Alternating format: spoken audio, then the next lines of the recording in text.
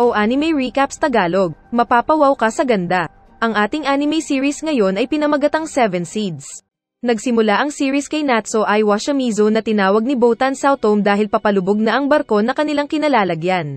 Kasama niyang sumakay sa escape boat ang dalawa pang lalaki na sina Arashi Aota at Semimaru Asai.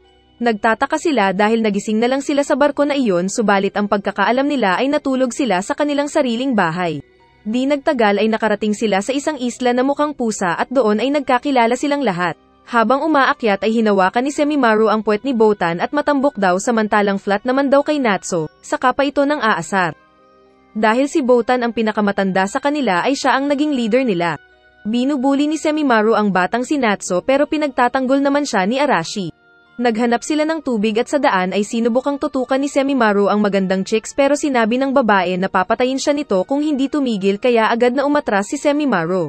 Nagutos si Botan na kumuha sila ng pagkain pero sinabi ni Semimaru kay Natsu na punit-punitin nito ang mga damo, pero pinagalitan siya ni Botan dahil utu-utu daw siya at hindi gumagamit ng utak. Sa kabilang banda ay pinakita naman si Hana Sugorono na hinahabol ng mga uod pero nakatakas siya. Nang iinom siya ng tubig ay bigla siyang inatake ng malaking preyang mantis pero niligtas siya ng mga kasamang sina Mansaku Tsunomata at ang guide nilang si Tusei Yanagi.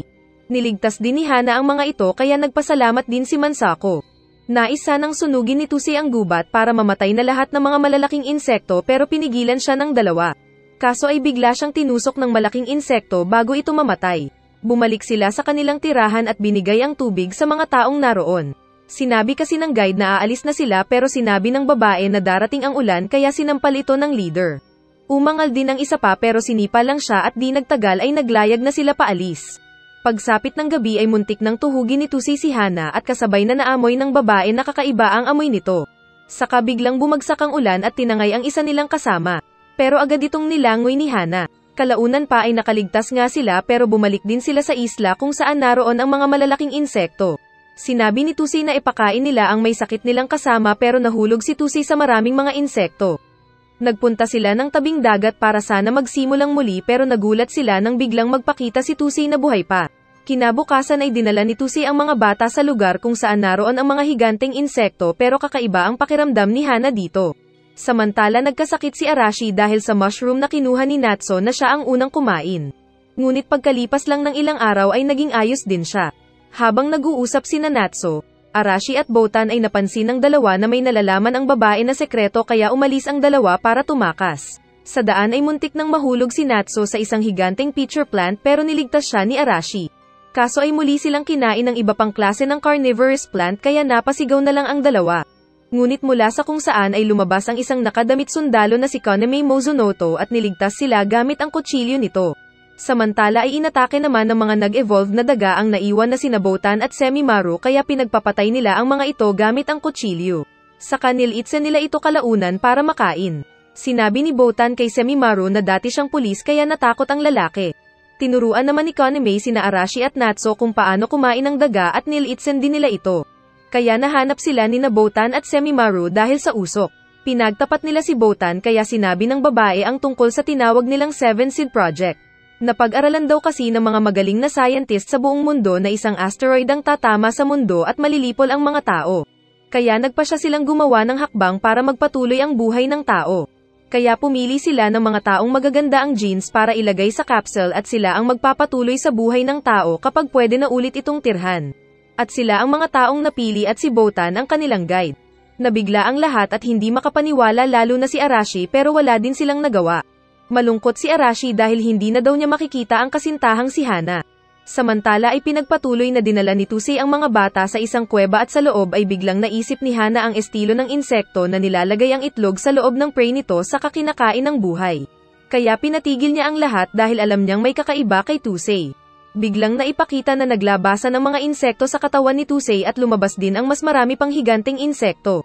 Sinindihan nila ang kanilang lighter pero nahulog ng isa ang kanya malapit kay Tusei. Dahil dito ay sinabi ni Hana kay Tusei na bagsak ang proyekto kung mamamatay din lang sila doon. Kaya kinontrol ni Tusei ang sarili at sinunog ito sabay bigay ng direction kung saan dapat magpunta ang mga bata. Sa huli ay nagpasalamat pa rin si Hana at ng iba pa dahil tinulungan pa rin sila ni Tusei. Saka muli silang gumawa ng bangka para maglayag paalis doon. Samantala habang umaakyat ng bundok ang grupo ni Botan ay muling natamba ang clumsy na si Natso kaya sinabi ni Botan na wag na siyang magpapansin sa mga lalaki at agad na tumayo.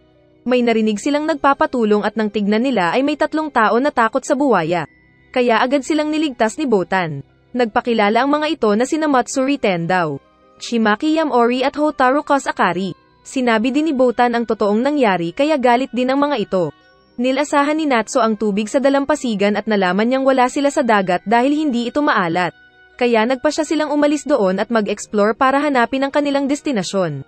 Pero bago yun ay sinulat muna nila sa pader ang kanilang mga pangalan para baka sakaling may makakita. Nakarating ulit sila ng isa pang isla kung saan sila kumain ng karne at uod. Saka may nakita silang kamay na kanilang kinaintriga. Sumakay sila ng bangka at lumangoy sina Arashi at Semimaru para alamin kung ano ito at nalaman nilang ito ang statue ng Nagasaki. Nalungkot sila dahil sa paglubog ng Nagasaki at ng iba pang lugar. Sinabi ni Botan na pupunta sila sa Mount Fuji dahil may mga supply doon para sa kanila. Sa paglalakad ay muling nahulog si Natso. Ngunit dahil dito ay natagpuan nila ang kanilang hinahanap. Nakita nila ang pasukan ng nakatagong emergency base na naroon. Doon ay nakakita sila ng mga kagamitan para mag-survive tulad ng bigas at mga buto na itatanim. Dahil malapit ang dating tirahan ni Chimaki ay nagpaalam muna ito para silipin ang lugar na kinalakihan. Sinamahan din siya ni Natso at Arashi at nakita nilang lumubog na rin ang dating tirahan nito. Kalaunan ay si Arashi naman ang nagpaalam para silipin ang tirahan nito dahil wala pang balak lumipat ni Botan at ng iba pa. Dahil crush ni Natso si Arashi ay sumama din ito sa lalaki at nagdahilang sisilipan din ito ang dating tirahan. Sa daan ay lihim na masaya si Natso dahil kasama niya ang crush. Ngunit biglang lumabas si Semimaru dahil takot ito sa mga langgam na kumapit sa kanyang katawan. Lihim pala itong sumunod sa kanila dahil ayaw niyang makulong sa mga palo ni Botan. Sa paglalakbay ay nagulat sila dahil may nakita silang maliit na bayan kung saan may tao. Biglang lumabas ang mga boss dito na sina Akiyo at Ran. Kinausap sila ng mga ito at nagulat sila dahil nauna ang mga itong lumabas sa cube ng 3 taon. Habang pinapagalitan ng 2 boss ang ibang mga mas bata sa kanila ay umalis si Semimaru dahil tatae daw. Nagpatulong si Natso sa guide ng grupong iyon na si Ryuya Izayoy ngunit sinabi ni Ran na wala daw itong silbi na guide dahil baklahin ito. Biglang dumating si Hazuki Karita na magaling daw sa judo dala si Semimaru na nahuling nagnakaw ng pagkain. Dahil dito ay muntik na siyang matuli ni Akiyo pero pinigilan siya ni Arashi. Sinabi ni Arashi sa iba pa na lahat sila ay pantay-pantay doon pero wala silang magawa nang tinali sila ni Hazuki. Tapos sinabi pa ng iba na nagpapasalamat sila sa 2 boss dahil buhay sila. Sa loob ng bahay ay napatawa ang 2 boss doon nang malaman nilang ang grupo pala ng mga dropout ang kanilang nakasalubong. Sinabi ni Semimaru na maganda si Ran pero sinabi ng babae na bawal daw ang tuhog doon dahil wala silang kondom. Pag-alis nila ay dumating si Ryuya at pinalaya ang mga bida saka binigyan niya ito ng tubig na maiinom. Pero hindi agad nagtiwala si Longhair kaya nalaman nilang may lason pala ang tubig. Sinuntok nila si Ryuya dahil sa muntik na nitong pagpatay sa lahat ng tao doon saka sinabi nilang hindi pa sila sumusuko. Sa tabing dagat ay ayaw magpaiwan ni Semimaru para hawakan ang tali ng bangka na sasakyan nila paalis. Pero dumating si bakla at nag-volunteer ito na siya na ang gagawa ng paghawak sa tali ng bangka. Sinabi nitong na-inspire siya sa ginawa ng mga bida kaya nais niyang tumulong. Pagdaan nila ng dagat ay nadismaya sila dahil nasira din pala ang lupain na naabot nila. May nahanap pa silang isa pang base na tulad ng nauna nilang nakita kung saan sila kumuha ng ilang supply. Narating nila ang lawa at doon ay agad na lumangoy si Arashi at naisip na magpakamatay na lang. Pero biglang lumabas ang isang malaking isda at muntik na siyang kainin kung hindi lang siya niligtas ni Takahiro Aramaki. May kasama itong mga aso kung saan takot si Semimaru. Sinabi ni Takahiro na galing siya sa Team Winter na naunang nagising ng 15 taon at namatay na daw lahat ng mga kasama nito. Samantala ay nahanap naman ni Nahana ang pangalawang base na naunang nakita ni Arashi. Nabasa nila ang sulat mula sa Team Summer Bee na iniwan ni Natso. Dahil dito ay nakakain din sila ng kanin na masarap samahan ng Chicken Joy. Sa gitna ng gabi ay nagising sina Arashi at Semimaru saka ginising nila si Natso para daw tumakas sila. Naisip kasi ni Semimaru na baka pinatay lahat ni Takahiro ang kanyang mga kasama para lang mabuhay siya. Kaya natakot sila at umalis nang hindi nagpaalam. Pero hindi nila alam na gising pala si Takahiro. Saka pinakita ang nakalipas ni Takahiro kung saan nagising sila na patay na ang mga kasama nila dahil sa pag-atake ng isang tigre. May kasama pa siyang 2 na sina Mitsuru Kagurizaka at Fubuki Senjima. Inatake sila ng tigre pero tinuktukan nila ito ng baseball kaya tumakbo. May nakita silang lobo na nasugatan ang paa na kanilang tinulungan dahil nasaktan din ito ng tigre. Parehong baseball player sina Takahiro at Fubuki at isang fan naman si Mitsuru. Masaya silang tatlo na magkakasama pero dumating ang panahon na muli nilang nakita ang tiger na lihim pala silang sinusundan. Kinalmot nito ang likod ni Takahiro pero niligtas siya ni Fubuki. Inilabas ni Fubuki ang kutsilyo at nilabanan ang tigre para patakasan ang mga kasama. Tumulong din ang aso sa kanila. Sa isang kuweba ay nilunasan ni Mitsuru ang sugat ni Takahiro. Nakakain yata ng tae ang babae dahil bigla niyang tinanggal ang damit sa gitna ng yelo at sumayaw para sa sugatang lalaki. Kaya nang magising si Takahiro ay nakita nitong tumigas dahil sa lamig ang babae. Kalaunan ay dumating si Fubuki na nagsabing ang dugo ng tigre ang nakita ni Takahiro na bumuhos sa lupa. Naging close silang dalawa sa paglipas ng araw. Ngunit muli nilang naka-encounter ang tigre at sa pagkakataong ito ay tinusok ni Takahiro ang ulo nito at namatay. Nahanap nilang dalawa ang base ng supply. Ngunit sa pagkakataong ito ay nabuksan ang mata ni Takahiro at pinakita na ang aso pala ang naging kasama niya mula sa oras na namatay sina Fubuki at Mitsuru. Ngunit bago namatay ang aso ay may iniwan itong mga tuta na lumaki at dumami sa loob ng 15 taon. Hinabol ng dinosaur si Hana na agad na tinulungan ni Takahiro at ng mga aso nito. Saka sumama si Takahiro sa kampo ni Hana at nakilala ang iba pa pero nagdududa ang mga ito kung legit ang kausap nila. Ngunit nang ma-stock ang boomerang ni Hana sa puno at binato ito ni Takahiro ay namukan siya ni Hana dahil sa kanyang pagbato. Magkasing edad lang pala sila ni Takahiro ngunit mas nauna lang kasing nagising sina Takahiro ng 15 taon kaya naging mas matanda na siya. May nakita silang bakas ng pinagsunugan at nakita ni Hana ang piraso ng libro ni Arashi. Nasabi ni Takahiro na may nakita siyang 3 tao pero tumakbo ang mga ito. Naisip ni Hana na baka si Arashi ang isa doon pero hindi pa rin siya sigurado. Habang tumatakbo pa uwi ay nadapa si Hana at nasagi ang isang kulay purple na halaman. Hindi niya ito gaanong pinahalagahan noong una pero napansin niyang naging purple din ang kanyang kamay. Nakita rin niya ang isang namamatay na dinosaur na nalagyan din ng purple na halaman. Nakita rin ito ni Takahiro at sinabing hindi pa niya alam ang gamot dito pero nakakamatay ito. Mas natakot si Hana at nais sabihin sa kasama ang nangyari sa kamay pero nagdalawang isip siya. Kaya naisip niyang tumakbo na lang para hindi magdulot ng problema sa iba. Pati kasi dinosaur ay ayaw siyang kainin dahil sa na-virus na kamay niya. Nagpalutang-lutang siya sa dagat at inatake siya ng isang malaking isda, at handa na siyang mamatay pero bigla siyang niligtas ni Takahiro at Haruyakima. Umatake muli ang isda pero sinampak ito ni Takahiro. Nakita nila ang kamay ni Hana pero mas nais nila itong tulungan. Kalaunan ay nakarating din sila sa isla na mukhang pusa at doon ay sinabi ni Takahiro na nais niyang tulungan si Hana dahil siya ang unang taong nakita niyang ngumiti sa kanya pagkatapos ng 15 taon niyang pag-iisa. Naisip ng dalawang lalaki na kumuha ng asin baka posibleng makagamot sa babae at naging epektibo nga ito. Muling lumabas si Takahiro para kumuha pa ng asin pero iniwan niya ang aso para bantayan ang babae. Umalis si Hana para sana magpakamatay na, pero bigla siyang sinakal ni Konami at nagtanong kung kailangan ba niya ng tulong. Tapos tinapon pa niya yung aso. Nakita ni Hana ang nakasulat sa pader at nabasa ang pangalan ni Arashi at dahil dito ay nais na niyang mabuhay kaya umalis si Konami. Muling nagkaroon ng pag-asa si Hana para mabuhay at sinabi niya sa mga kasama na nais niyang hanapin si Arashi. At sinabi ng mga ito na sasamahan nila siya. Samantala ay naboboring ang tatlo dahil sa ulan. Saka sinipa ni Semimaru ang puwet ni Arashi para magising ito sa pagkaimo. Kalaunan pa ay nahanap nila ang isa pang base na nakahanda para sa kanila at nakakita pa sila ng barko. Excited na ginamit ng mga bida ang nakita nilang barko at naglayag. Samantala ay nahanap pa naman ni Hana at mga kasama nito ang ilang mayembro ng Team Autumn na umalis sa kanilang village dahil nasira na ito. Saka tinakbuhan nila ang kanilang boss dahil buntis ang isa nilang kasama. Nagtanong si Hana kung nakita nila ang Team Summer Bee pero sinabi ng mga ito nagkita lang sila noon. May naririnig namang ingay si Haro kaya lumabas ito pero may nanghuli sa kanya.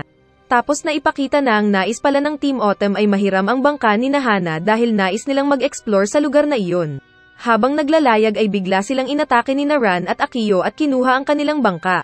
Kaya mabilis na napuntahan ni Ran ang subway at napasok ang control room at nakita ang blueprint ng shelter na iyon. Hindi rin naging lingid kina Hana at iba pa ang shelter dahil pumasok din sila mula sa ibang daan. Nakita nila ang isang bangkay na may hawak na diary. At nang basahin nila ito ay nalaman nila ang kwento ng isang entertainer na si Mark Ibaraki na naglingkod sa tao na nagngangalang Takashi Sugorono. May kasama din siyang babaeng nagugustuhan na si Maria at iba pang mga entertainers. Naganap ang pagbagsak ng meteor at naipakitang lahat ng nasa ibabaw ay nasira. At silang nasa shelter ang nakaligtas. Nalungkot ang mga taong nakapasok doon pero ginawa ng mga entertainer ang kanilang mga trabaho na pakalmayan ang mga ito at tahimik silang nagluksa. Sa pagdaan ng panahon ay naging isang maliit na society ang lahat ng nasa shelter at ginagawa nila ang anumang kaya na makakatulong sa iba. Sinabi ni Takahashi kay Mark na nasa ibang shelter ang asawa nito para gampanan din ang trabaho. Pero minsan ay nagkaroon ng baha sa ibang shelter at namatay ang asawa ni Takahashi sa pagsakripisyo sa pagsara ng pinto. Dumating ang araw na nauubos ang supply ng pagkain sa shelter kaya kunwari nilaipat ang ibang mga tao sa iba pang shelter. Pero ang totoo ay tinatapon lang ang mga taong kunwari umaalis at ginagawang pataba. At kasama si Mark sa pagpapasaya sa mga taong ito bago sila mamatay. Ngunit kahit ginagawa niya ito ay nakukonsensya siya. Ganun pa man ay sinabihan siya ni Maria na gawin ito hindi dahil masaya siya kundi ay para mapasaya ang iba sa likod ng madilim na pangyayari. Kalaunan pa ay nagkaroon ng deadly virus ang mga hayop na na-transfer sa mga tao. Kaya maraming tao ang patuloy na namatay. Sinabi ni Takahashi na aalis siya dahil hahabulin niya ang isang politikong tumakas na dala ang virus. Sinabi rin nito kay Mark na huwag hahayaang makarating sa ibabaw ang virus sa shelter na iyon na sinang-ayunan ni Mark. Hanggang dumating ang araw na maging si Maria ay nagka-virus na rin kasama ni Mark dahil nag-ano sila. Ngunit naisip nilang tapusin na ang lahat kaya kumanta si Maria ng magandang kanta para ma-entertain ang lahat ng tao bago sila mamatay lahat. Nagpaalam ang babae sa lalaki at saka sila kinulong sa loob ng malaking freezer para ma-contain ang virus. Saka nagpakamatay din si Mark at ang kalbo nitong kasama kaya sa huli ay wala ring natira sa shelter at wala itong naging silbi para sa human survival. Binuksan ni Naran at ng iba pa ang freezer at pumasok doon pero mabilis silang pinalabas ni Ryuya saka muling sinara ang freezer. Ayos na sana, pero paglabas nila ay sinalubong sila ng mga nakamaskarang tao. Nang makumpirma ng mga nakamaskara na galing sila sa shelter at binuksan ang freezer ay binaril ng isa si Ran pero si Ryuya ang natamaan. Saka umalis din ang mga nakamaskarang tao na walang iba kundi ang Team Summer A, at sa huli ay namatay din lang si Ryuya. Pagbalik nila sa base ay nalaman ni Hana na wala ang kanyang mga kagrupo. Samantala ay may nakita sina Arashi na taong lumulutang sa dagat. Agad nila itong tinulungan at inakala nilang si Hotaru pero hindi pala dahil ito daw si Habari Nigusa. Pero pinsan daw nito si Hotaru. Nasabi din itong nasa bingit ng kamatayan si Hotaru. Saka pinakita na na-stuck pala ang grupo ni Nabotan sa isang banda pero nakita sila ni Matsuri na agad na umalis para magpatulong. Pinakita naman ang batang si Momotaro na inaalagaan ng Team Summer A, ngunit kalaunan ay nalaman ng bata na pinag-eksperimentuhan lang pala siyang gamutin kaya tumakas ito. Ngunit nahuli siya sa gubat. Samantala ay may dinalang patay na hayop ang aso ni Takahiro at naisip nilang baka namatay ito sa kagat ng maliliit na hayop. Dumating ang isa pang aso dala ang sapatos ni Momotaro kaya agad nilang inutusan ang aso na dalhin sila sa lugar kung saan ito nakuha. Nakita ng mga bida ang Team Summer A na binabaril ang mga dinosaur na agad na namatay at ginawa nilang patibong si Momotaro. Napagtanto ni Ran na magaling sa architecture ang grupo ng Summer A. Nagpunta naman si Haro sa isang lugar kung saan may mga charcoal na nakakagawa ng tunog at di nagtagal ay napansin siya ng isang taga-Team Summer na si Koruri. Binalak ni Hana na iligtas ang bata sa pamamagitan ng diversion. Nagsunog ng apoy si Takahiro at nang umalis ang mga bantay na sina Ango at Ryo ay mabilis na pinuntahan ni Hana si Momotaro para iligtas. Ngunit nagpanggap lang pala ang mga bantay at nahuli si Hana. Ngunit biglang dumating ang maraming mga paniki na naninipsip ng dugo kaya nagtago si Hana at ng iba pa sa loob ng bahay. Naisip ni Hana na magpahabol sa mga paniki kaya mabilis itong gumawa ng ingay habang tumatakbo kaya siya ang sinundan ng mga paniki. Ang iba naman ay kinukutsilyo lang ng mga bantay. Gumamit naman ng usok ang ibang taga Summer A at niligtas nila si Takahiro at dinala din sa kanilang kampo. Hinuli naman ni Naran si Koruri bilang pampalit sana nila kay Momotaro ngunit maging ang kuweba na pinagtataguan nila ay inatake ng mga paniki. Lihim na pinakawalan ni Haro ang hostage kaya mabilis itong umalis at bumalik kasama si Ban. May dala silang gamot at ay nalalayan din nila ang buntis na naglabas ng dugo. Kalaunan ay nagkaroon sila ng teamwork para talunin ang mga paniki. Nagpahabol si Koruri patungo sa charcoal kung saan sila hinihintay ni Haro. Pagdating ng mga paniki ay gumawa ng ingay si Haro kaya naubos ang mga paniki at kinain ng mga bayawak. Tinawag ni Koruri ang lahat sa kanilang kampo para bantayan ng mga Team Summer A, dahil ito daw ang trabahong binigay sa kanila kaya sila naroon. Isa-isang tinanong ni Ango ang mga bida kung ano ang kanilang special skills at dahil walang special skills si Hana at Haro ay sila ang pinagawa ng mga mahihirap na trabaho. Dahil palaging malapit si Koruri kay Haro dahil sa musika ay nagalit si Ango at sinuntok si Haro. At nang mag-isa na lang si Haro na nakatayo sa tabi ng kumunoy ay hinampas siya ng hindi kilala sa kanyang ulo kaya siya nalunod. Ngunit mabuti na lang at nailigtas siya ng iba pa sa saktong oras. Tinutukan ni Hana si Ango dahil naisip nitong siya ang nanghampas kay Haro pero mas napansin ng Team Summer A ang kanyang kutsilyo na tulad ng sa kanila. Nagalit si Ango at ang iba pang Team Summer A nang malaman nilang anak pala ni Takahashi si Hana. Saka pinakita ang nakaraan ng Team Summer A. Si Takahashi ang kanilang naging trainer mula edad 12 taong gulang hanggang 17 taong gulang. At 7 lang sa kanila ang mapipili para mapasama sa Project 7 Seeds.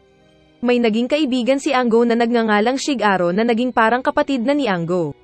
May isa pang bata na hindi nakapasa na inescorten ni Takahashi paalis doon.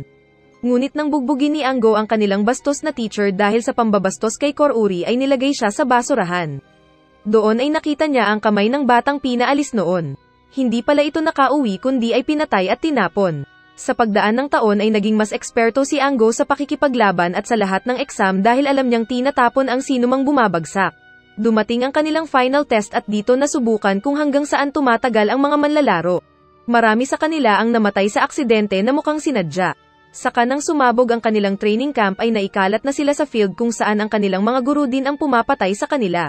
Dumating ang pagkakataon na isa lamang kina Shigaro at Ango ang makakapasok sa Final 7. Tinulak noon ng isang gago si Ango sa bangin pero agad din siyang pinuntahan ni Shigaro para iligtas. Ngunit naputol ang tali nila at ang hinala nila ay ang kanilang guro na si Takahashi ang may kagagawan.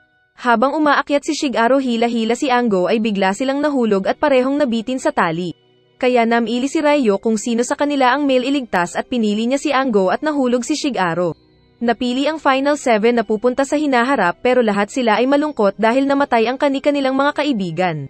Tapos pinagmumura pa sila ng kanilang senior na si Unami. Kaya paggising nila mula sa capsule at pagpasok ni Unami na muli silang minura ay agad nila itong pinagbabaril hanggang matigok. Ito ang kwento kung bakit galit ang Team Summer A kay Hana. Pinagtrabaho nila ng mahihirap na gawain si Hana gaya ng paghuhukay ng balon kaya nawawala ang self-confidence ng babae. Kahit naliligo ay binobosohan din siya ni Ango na tinitignan ang biyak ng puwet. Kaya naisip niyang umalis na lang para hindi siya ang maging dahilan ng pagkakaramdam ng sakit ng mga tao doon. Ganun pa man ay naroon pa rin ang mga kaibigan niyang sina Haro at Takahiro at pinapalakas ang loob ng babae. Binalak nilang aalis sa darating na araw pero pinigilan siya ni Ango. Sa kahinailan ni Ango si Hana at dinala sa isang kwarto. Puwersahang hinubaran ng lalaki ang babae para wasakin ang nakitang Gengen noong naliligo pero dumating ang babaeng si Ayo kaya napigilan sila. Kaso ay nakamanyak mode si Ango kaya hinalikan niya si Ayo at tumakbo. Samantala ay nakarating sina Arashi, Semimaru at Natsu sa dating tirahan ni Naran. At doon ay nakita ni Natsu ang iniwang sulat ni Hana para kay Arashi. Nagdadalawang isip ito kung ibibigay niya ang sulat kay Arashi o hindi dahil gusto niya ang lalaki. Pero nakita ni Semimaru ang hawak niyang sulat at nalaman ang totoo. Pero binalik niya pa rin ito sa babae para siya ang magpasya. Nagkataon na nakita nila sina Matsuri at Koname na nagsabing nasa panganib sina Botan. Kaya agad silang nagpunta sa kinaroroonan ng mga kaibigan. Mabilis nga nilang nailigtas ang mga natrap na teammate at nasa maayos namang kalagayan ang mga ito. Nais ni Botan na maligo kaya nagpunta sila sa isang waterfalls at doon ay niyakap ni Semimaru si Botan dahil di na raw makapigil. Sinabi ng babae na pwede naman basta ba handa na siyang maging tatay. Kaya napaatras uli si Chick Boy. Kalaunan ay nagkasiyahan sila ng kaunti sa tugtog ng musika ni Koname. Pagkatapos makahingi ng payo ni Natsu kay Botan ay binigay nito ang sulat ni Hana kay Arashi. At tinulungan naman siya ni Semimaru sa pagpapalusot. Dahil dito ay nagkaroon ng pag-asa si Arashi na makita at mahanap si Hana. Samantala sa kinaroroonan ni Hana ay nagpasya na siyang tumakas ng gabi. Pero bago pa man niya ito magawa ay pinuntahan siya ni Ryo at sinabing may kailangan silang puntahan. Bago lumusong sa loob ng kuweba ay binigyan ni Naran at Takahiro si Hana ng flashlight at first aid kit.